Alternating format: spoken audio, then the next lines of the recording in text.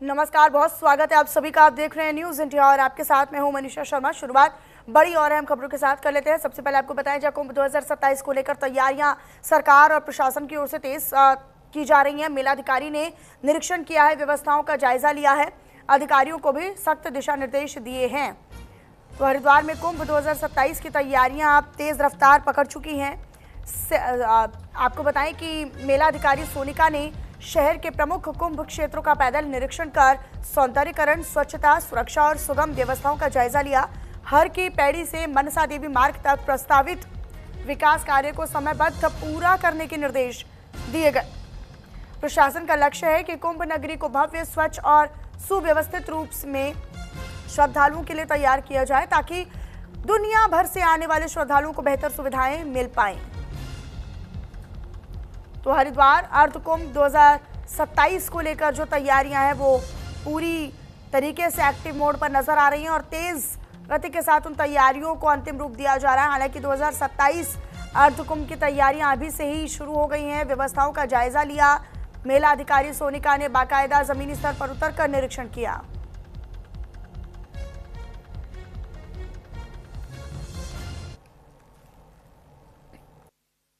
आज मेरे द्वारा जो पूरे शहर की जो मेन बाजार है वहाँ पे जो गलियाँ हैं उनका निरीक्षण किया गया। उनमें देखा गया कि क्या क्या कार्य हमारे द्वारा कराए जा सकते हैं और सभी से बातचीत भी की गई। वहाँ पे जो लोकल लोग थे, जो स्टेक होल्डर्स थे, उनसे बात की गई। साथ ही साथ हम जो मनसा देवी मंदिर का रूट है उसको भी हमने देखा। इसके अलावा बाकी जो इंटरनल रोड्स हैं उनको भी आज हमने देखी कि उनमें क्या क्या काम हम करा सकते हैं। ब्यूटिफिकेशन के, उनका जो कोई सुधारीकरण होना है उसका, बाकी सारे काम हमने देखे।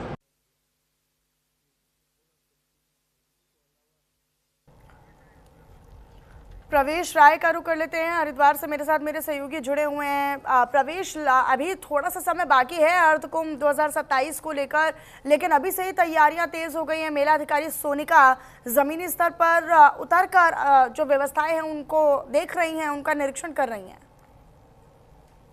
जी मनीषा, बिल्कुल। जिस तरीके से बात की जाए मेला की, जो कुंभ मेले की, तो लगातार जिस तरीके से देखा जा रहा है कि कुंभ मेले की जो अधिकारी बनाई गई है सोनिका सिंह, लगातार जिस तरीके ग्राउंड जीरो पर उतरकर निरीक्षण भी कर रही है, औचक निरीक्षण भी कर रही है। उप मेला अधिकारी भी देखे जा रहे हैं जिस तरीके से वो भी लगातार औचक निरीक्षण पे लगातार देखे जा रहे हैं। और लगातार ये भी देखा जा रहा है कि अभी तक केंद्र से जो है लगभग कई सौ करोड़ का जो बजट है वो भी पास हो चुका है, जिसके तहत जो लगातार जो अधिकारी हैं वो ग्राउंड स्तर पर जांच भी कर रहे हैं और ये भी देख रहे हैं कि क्योंकि अगले साल जिस तरीके से देखा जाएगा कि 2027 में अप्रैल में होना है और अर्ध कुंभ को महाकुंभ बनाने की बात की गई है उत्तराखंड सरकार की। तो लगातार ये देखना होगा कि एक साल के अंदर अंदर किस प्रकार से वो तैयारियां पाएंगी, क्योंकि अर्ध कुंभ को एक महाकुंभ बनाने के लिए जो सरकार की तैयारियां हैं वो कहीं ना कहीं पूरी होती हुई नजर आ रही है। और लगातार ये भी देखा जा रहा है अधिकारीगण है वो लगातार निरीक्षण भी कर रहे हैं। लेकिन एक सबसे बड़ी जो चुनौती सामने ये आ रही है कि इस तरीके से अगर यही चल रहा तो बारिश भी आने वाली है, बारिश का सीजन चालू होने वाला है, काम किस तरह से पूर्ण हो पाएगा या फिर इसी प्रकार से जो है दिक्कतों का सामना करते रहना पड़ेगा। क्योंकि बीते दिन ये देखा गया कि जब यहाँ पे जो उत्तराखंड और उत्तर प्रदेश सिंचाई विभाग की जो कॉलोनियां थी उसके पीछे जो घाट बनाए जा रहे थे, वहां के घाट भी खिसकने की वजह से जो थोड़ी सी दिक्कतों का सामना करना पड़ रहा है। तो देखना होगा कि निरीक्षण के बाद ये जो काम है वो हो पाएंगे या क्योंकि इसी प्रकार से रह पाएंगे। जी प्रवेश, लेकिन घाटों पर अभी से ही स्वच्छता को लेकर या साफ सफाई को लेकर अभी से ही अलर्ट मोड पर जो अधिकारी हैं वो नजर आ रहे हैं निश्चित तौर पर। लेकिन लोगों को भी अवेयर होना होगा, लोगों को भी जागरूक करना होगा, ताकि वो सरकार के और प्रशासन के इस सहयोग के भागीदारी बने, इस अभियान के भागीदारी बने।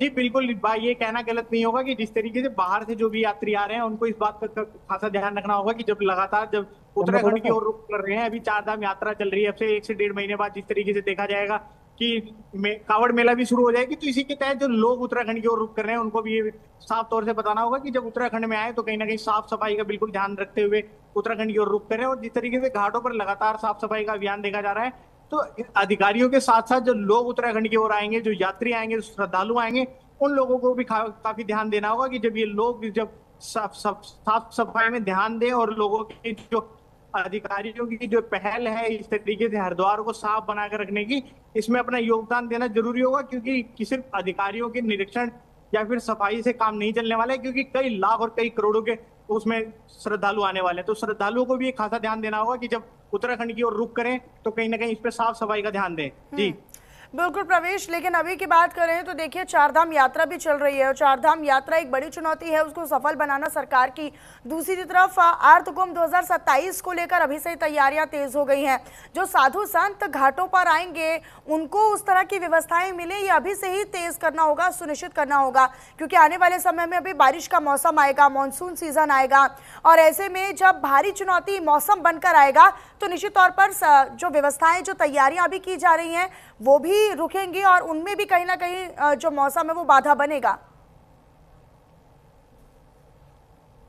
जी बिल्कुल, ये कहना गलत नहीं होगा कि जो साधु संत होंगे वो स्नान करेंगे 17 अप्रैल से, जिस तरीके से माना गया है कि पहला स्नान होगा 17 अप्रैल 2027 से। तो बिल्कुल ये देखना गलत नहीं होगा कि जब लोग आएंगे, जो श्रद्धालु आएंगे, साधु संत आएंगे, तो उन लोगों की किस प्रकार की तैयारियां हैं सरकार करती है। क्योंकि ये भी कहना, जिस तरीके से देखा जा रहा है कि अर्ध कुंभ को महाकुंभ बनाया गया है, तो इसी के तहत जो साधु संत है उन लोगों में भी काफी दिक्कतों का सामना करना पड़ा है। जिस तरीके से देखा जा रहा है कि कुछ लोगों में रोष है, कुछ लोगों में किस तरीके से हो, अब अर्ध कुंभ को महाकुंभ का नाम दिया जा रहा है। तो इस तरीके से लगातार देखा जा रहा है कि जो सियासी हलचल है वो कहीं ना कहीं कुंभ को लेकर के आपस में थोड़ा बहुत मतभेद भी देखने को मिल रहा है। लेकिन अब ये जो सरकार की तैयारियां हैं जो पूर्णतः है वो किस प्रकार से हो पाएंगी। सीसीआर एक नई बिल्डिंग बनाई जा रही है सीसीआर 2 के नाम से, उसमें देखा जाएगा कि एआई के टेक्निक से जो है पूरे कुंभ का जो है चलाया जाएगा, पूरे कुंभ का जो नियंत्रण है वो एआई के माध्यम से किया जाएगा। तो ये भी देखना होगा कि जो सरकार की पहल है वो किस प्रकार से काम कर पाएगी। लेकिन जिस तरीके से सरकार पहल देखी जा रही है वो काफी अलग इस बार देखने को मिलेगी। लेकिन जिस तरीके से सरकार की तैयारियां हैं वो ऐसा लगता है कि जब 2027 का जो पहला स्नान होगा, जब पहला कुंभ होगा, तो देखने ही लायक होगा। और भव्य और दिव्य के रूप की बात की जा रही है बार बार। लेकिन अब ये तो आने वाला वक्त ही बताएगा, जब 17 अप्रैल को 2027 को पहला स्नान होगा। और ये साधु संतों में भी काफी खुशी है, लेकिन कहीं ना कहीं कुछ साधु संतों में रोष भी देखने को मिल रहा है कि अर्ध कुंभ को किस तरीके से महाकुंभ का नाम दिया जा रहा है। लेकिन जिस तरीके से देखा जा रहा है कि सियासी हलचल हो या फिर आपसी बात कही जाए या फिर मतभेद कहा जाए, तो अभी 1 साल है कुंभ को शुरू होने में और कहीं ना कहीं तनाव की स्थिति भी थोड़ी बहुत देखने को मिल रही है। तो देखना होगा कि आने वाले वक्त में जब पहला स्नान होगा तो किस प्रकार से पूर्ण हो पाएगा, सरकार और साधु संतों में किस प्रकार से समन्वय बैठ पाएगा। जी ठीक है प्रवेश, अपनी नजरा बनाकर रखिएगा। शुक्रिया बहरहाल आपका इस तमाम जानकारी को साझा करने के लिए। बहरहाल खबरों में आगे रुक कर लेते हैं। अगली बड़ी खबर अपने दर्शकों तक साझा करें। केदारनाथ में वीआईपी दर्शन पर सियासत तेज हो गई है। पुरोहितों ने बीकेटीसी अध्यक्ष का विरोध किया है, उस पर आपत्ति जताई है। दरअसल बीजेपी ने आरोपों को सिरे से खारिज कर दिया है। वीआईपी दर्शन को बेवजह का विवाद बताया है। बीजेपी की ओर से इसे बेवजह का विवाद बताया गया है। कांग्रेस प्रदेश अध्यक्ष ने सवाल उठाए हैं और ये कहा है कि सत्ता से जुड़े लोगों को विशेष सुविधाएं दी जा रही हैं। तो वीआईपी दर्शन को लेकर लगातार कांग्रेस जो है, यानी विपक्ष जो है, वो लगातार सरकार पर सवाल खड़े कर रहा है। कांग्रेस प्रदेश अध्यक्ष ने सवाल उठाते हुए कहा है कि सरकार और सत्ता से जुड़े हुए लोगों को विशेष सुविधाएं दी जा रही हैं। केदारनाथ धाम में वीआईपी दर्शन व्यवस्था को लेकर अब सियासी रंग देखने को मिल रहा है, जहां पर मंदिर परिसर के बाद बाहर तीर्थ पुरोहित बीकेटीसी के अध्यक्ष हेमंत द्विवेदी के खिलाफ नारेबाजी करते हुए नजर आए। पुरोहितों ने इस व्यवस्था का खुलकर विरोध करते हुए साफ तौर पर कहा कि बाबा के दरबार में सभी श्रद्धालु तो समान हैं और किसी भी तरह का कोई भी वीआईपी कल्चर आस्था के साथ खिलवाड़ है और भेदभाव है। उन्होंने प्रशासन से मांग की है कि इस व्यवस्था को तुरंत खत्म कर सभी के लिए समान दर्शन प्रणाली लागू की जाए। वहीं इस मुद्दे पर सियासत भी और तेज हो गई है। बीजेपी प्रदेश अध्यक्ष महेंद्र भट्ट ने वीआईपी दर्शन के आरोपों को सिरे से खारिज करते हुए इसे बेवजह का विवाद बता दिया है, जबकि कांग्रेस प्रदेश अध्यक्ष गणेश गोदियाल ने व्यवस्था पर सवाल उठाते हुए कहा है कि सत्ता से जुड़े लोगों को विशेष सुविधाएं दी जा रही हैं, जिससे आम श्रद्धालुओं के दर्शन प्रभावित हो रहे हैं।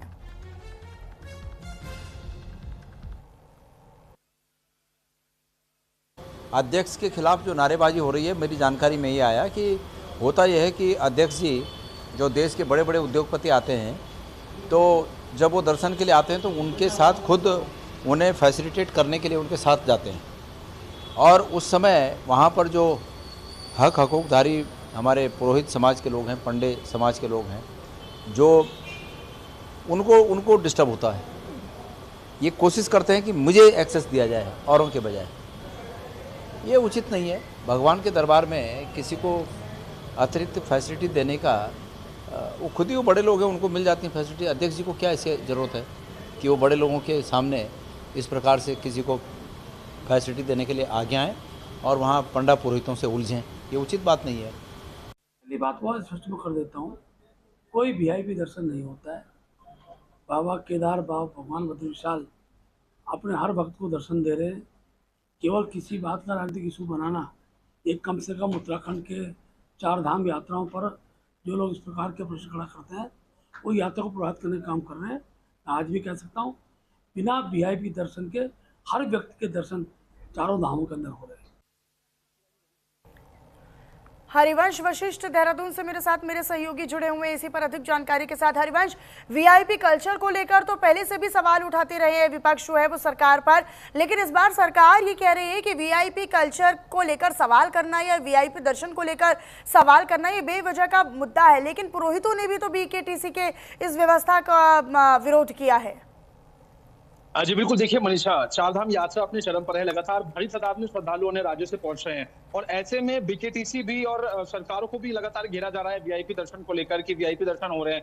लेकिन जो तीर्थ पुरोहित वीडियो में साफ तौर से वहां पर नजर आ रहे हैं, जो मुर्दाबाद के वहां पर नारे लगा रहे हैं, दरअसल हुआ ये था कि वहां पर जो तीर्थ पुरोहित थे उनको वहां पर रोका गया। पुलिस जो कर्मचारी वहां पर मौजूद थे, 2 पुलिस कर्मचारी के द्वारा उनको वहां पर रोका गया, जिसके आक्रोश में आकर उन्होंने हेमंत द्विवेदी पर आरोप लगाए और सरकार पर आरोप लगाए कि वीआईपी दर्शन वहां पे लगातार की जा रही है। लेकिन सरकार का साफ तौर से कहना है और खुद भारतीय जनता पार्टी साफ तौर से इस पे कह रही है कि वीआईपी दर्शन को ना सरकार बढ़ावा देती है और ना बीकेटीसी बढ़ावा देती है।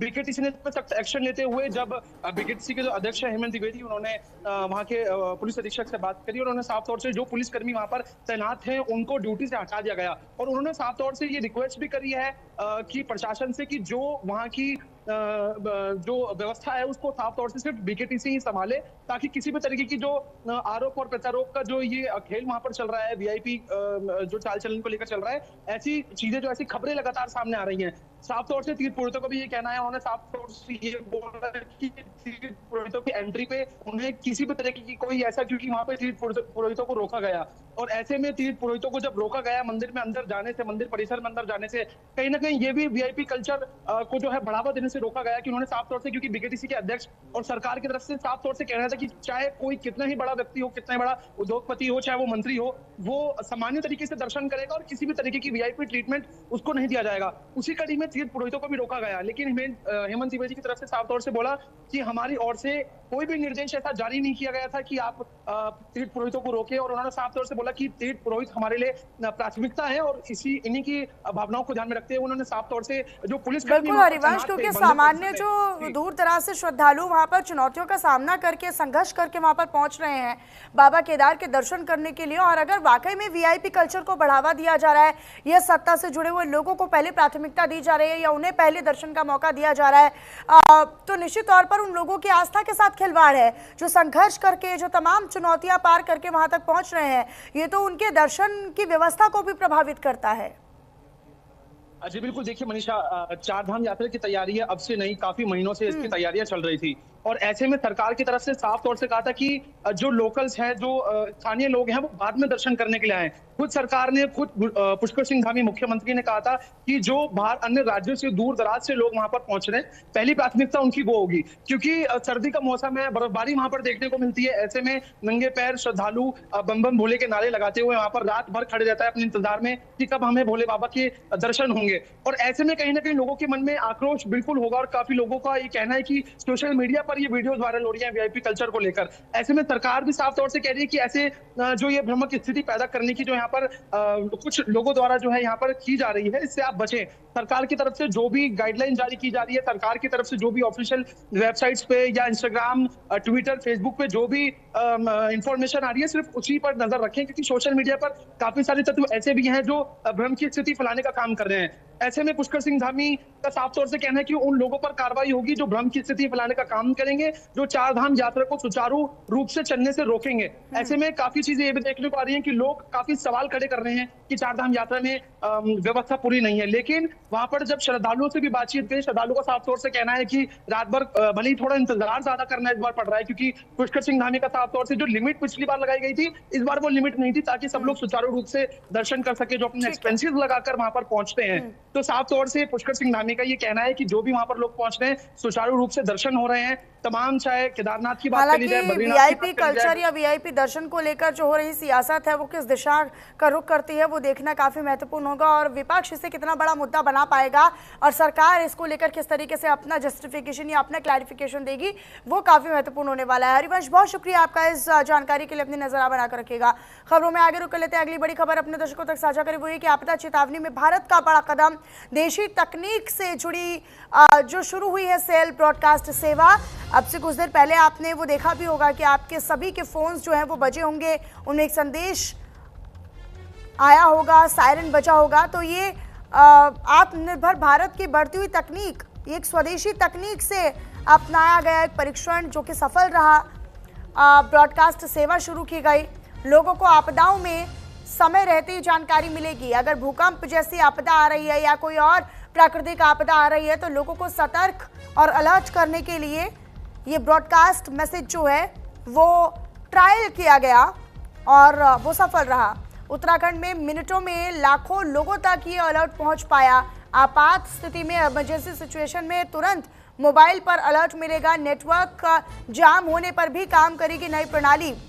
मतलब कई ऐसे इलाके हैं, दूरस्थ इलाके हैं, ग्रामीण इलाके हैं जहां पर टावर्स की दिक्कत होती है या फिर जहां पर नेटवर्क प्रॉब्लम होती है। पहाड़ी क्षेत्र में आप चले जाए तो वहां पर आपके फ़ोन के नेटवर्क पूरी तरीके से ठप हो जाते हैं। लेकिन अगर आपदा वहां पर आने वाली है तो वहां पर भी लोगों को मैसेज मिले या लोगों को ये अलर्ट मिले, इसकी जो व्यवस्था है वो इस प्रणाली के जरिए की गई है। डिजिटल इंडिया के तहत आपदा प्रबंधन की ये बड़ी उपलब्धि मानी जा सकती है।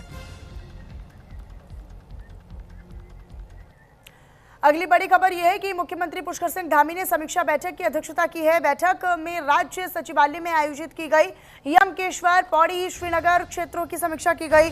चौबट्टा खाल, लैंसडाउन, कोटद्वार की भी समीक्षा की गई। विकास कार्यों और घोषणाओं की प्रगति का आकलन यहां पर किया गया। अधिकारियों को योजनाओं में तेजी लाने के निर्देश सीएम पुष्कर सिंह धामी की ओर से दिए गए। तो मुख्यमंत्री पुष्कर सिंह धामी ने सचिवालय में एक समीक्षा बैठक की अध्यक्षता की और इस बैठक में यमकेश्वर, पौड़ी, श्रीनगर, चौबट्टा खाल, लैंसडाउन और कोटद्वार विधानसभा क्षेत्रों की समीक्षा की गई और क्षेत्रों में किए गए विकास कार्यों के संबंधित घोषणाओं की प्रगति का आकलन कर अधिकारियों को जरूरी दिशा निर्देश भी पारित किए गए।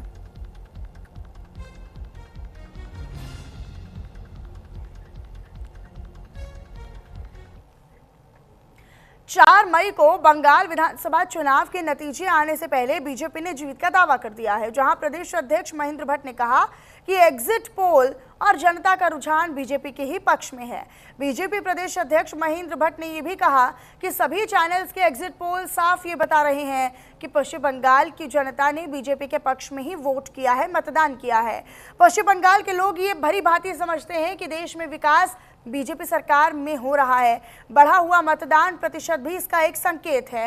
प्रदेश अध्यक्ष महेंद्र भट्ट ने बताया कि बंगाल जुड़ने के बाद सिर्फ 3 राज्य बचेंगे जहां पर बीजेपी या उसके नेतृत्व में सरकार नहीं है, लेकिन पश्चिम बंगाल में विजय होने के बाद उन राज्यों के भी बीजेपी की ही सरकार बनेगी।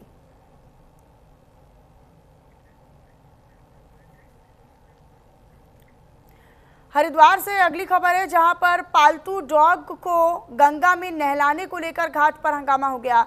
मामला हरिद्वार के सर्वानंद घाट का बताया जा रहा है, जहां पर परिवार के साथ आई एक महिला अपने पालतू डॉग को गंगा में नहलाने लगी। ये देखकर घाट पर मौजूद बाकी लोगों ने इसका विरोध किया, इस पर आपत्ति जताई तो महिला उल्टा लोगों पर ही भड़कने लग गई।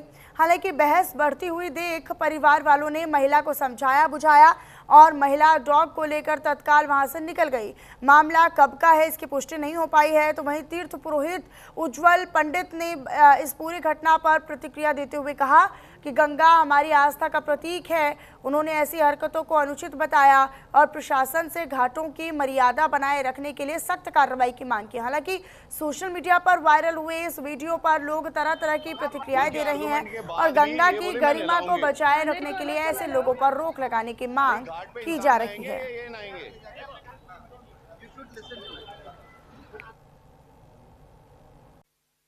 चूंकि गंगा साक्षात देवी है, वहाँ विभिन्न लोग अपनी आस्था के तहत अपने पूजा कर्म करते हैं। विभिन्न सनातन धर्मियों के पूजा कर्म में गंगा जल का प्रयोग किया जाता है। इस प्रकार से कुत्ते को नहलाना, कुत्ते के को लेकर इस प्रकार की जबरदस्ती वहां लोगों के टोकने के बाद उनसे झगड़ा करना, ये इतनी बड़ी अनभिज्ञता है कि वो सनातन धर्म में होकर भी केवल और जीव के प्रति प्रेम की तो बात करते हैं, लेकिन उन सनातन धर्म की शास्त्रीय विषयों को नहीं जानते। इधर देहरादून में लैंड फ्रॉड समिति की बैठक शुरू और गढ़वाल आयुक्त विनय शंकर पांडे की अध्यक्षता में ये बैठक शुरू हो चुकी है। इस बैठक में आईजी गढ़वाल राजीव स्वरूप मौजूद रहे।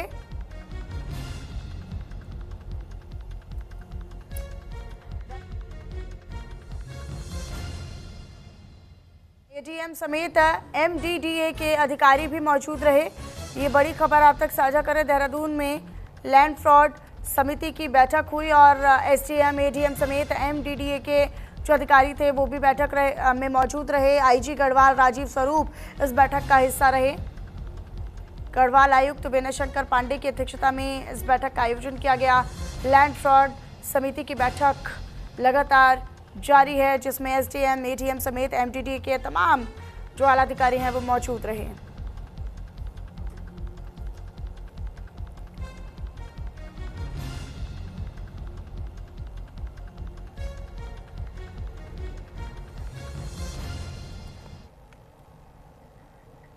इधर आगे बढ़ते हुए आपको बताएं, जहां बुद्ध पूर्णिमा पर देहरादून के कालसी स्थित ऐतिहासिक अशोक का शिलालेख पर आस्था का सैलाब उमड़ पड़ा। श्रद्धालुओं ने परिक्रमा कर विश्व शांति की कामना की, तो वहीं विकासनगर जिले में भी इस भव्य समारोह का आयोजन हुआ, जिसमें कैबिनेट मंत्री सतपाल महाराज भी शामिल हुए।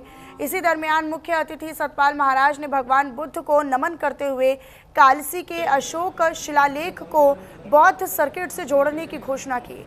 इससे अंतर्राष्ट्रीय पर्यटन को बढ़ावा मिलने की बात कही गई। साथ ही इस कार्यक्रम में कई जनप्रतिनिधि भी मौजूद रहे। वक्ताओं ने भगवान बुद्ध के शांति, करुणा और भाईचारे के संदेश को अपनाने की अपील की।